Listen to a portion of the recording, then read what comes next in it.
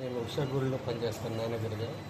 ఈరోజు ఎంక్వైరీ లెక్కలు చూద్దామని చెప్పి పైకి తీసుకెళ్ళి యూపీ వర్కర్లు రూమ్లో కూర్చోబెట్టి నన్ను చిత్రహింసలకు గురి చేశారు.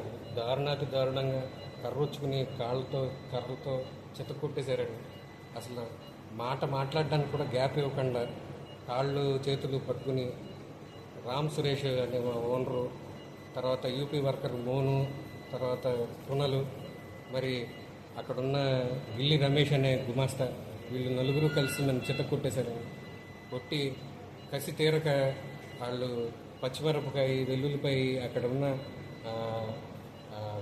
గుండల్లో నూరి అది ఆ పచ్చిమిరపకాయ వెల్లుల్లిపై ముద్ద నా కొట్టిన దెబ్బల మీద, ప్రైవేట్ పార్ట్స్ మీద రాసి చిత్రహింసలు పెట్టారండి. ఎంత దొంగతనం నేరాపురం జరిగితే మటుకు అలా హింసిస్తారా చెప్పండి? పోలీసులు వ్యవస్థ ఉంది, వాళ్ళకి అప్పచెప్పచ్చు, కరెక్టో కాదో ఎంక్వైరీ చేయొచ్చు. నా ఫోన్ లాగేసుకుని దాంట్లో ఉన్న నా ప్రైవేట్ విషయాలన్నీ బ్లాక్మెయిల్ చేస్తున్నట్టు మాట్లాడి నన్ను కొట్టి, లెటర్ రాయకపోతే కూడా కొట్టి, చేతుల మీద లెటర్ రాయించి నా చేత సంతకం చేయించి ఒప్పించి నేనే ఆ మిస్టేక్ చేశానని చెప్పి ప్రూఫ్లన్నీ తీసుకుని 2 లక్షలు కట్టకపోతే వదిలేదు లేదని చెప్పి భయపెట్టి మా మిస్సెస్ వాళ్ళు వచ్చిన తర్వాత వాళ్ళని చెప్పు నోటు తీసుకురమ్మని చెప్పి అప్పుడు కానీ పంపలేదండి. దొంగతనం చేయకపోయినా కానీ అండి, ఆయన ఏదో పర్సనల్ విషయం పెట్టుకుని మా వారిని చిత్తహింస పెట్టేశారండి.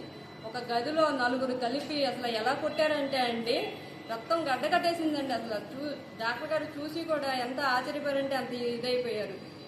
అంత కొట్టినా కానీ వాళ్ళకి కసి తీరక రామ్ సురేష్ గారు అల్లంను పచ్చిమిరపకాయ నూరి ఆ కొట్టిన దెబ్బల మీద, ప్రైవేట్ పార్ట్స్ మీద ముందు వెనకాల రాసేసి అండి ఎంత నరకం చూపించారంటే మా వారికి అంత నరకం చూపించారండి.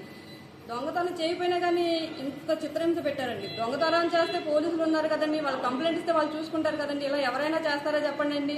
ఏమన్నా అంటే నాకు ప్రభుత్వంలో వాళ్ళు తెలుసు, వీళ్ళు తెలుసు, పేరు కూడా చెప్తున్నారండి. హేమంత్ గారు తెలుసు, హేమంత్ గారు నా ఫ్రెండ్, మీరు ఏమీ చేయలేరు అని చెప్పేసి నానా విధాలుగా మాట్లాడారండి. నేను ఏది చెప్తే అదే అని చెప్పేసి అన్నారండి.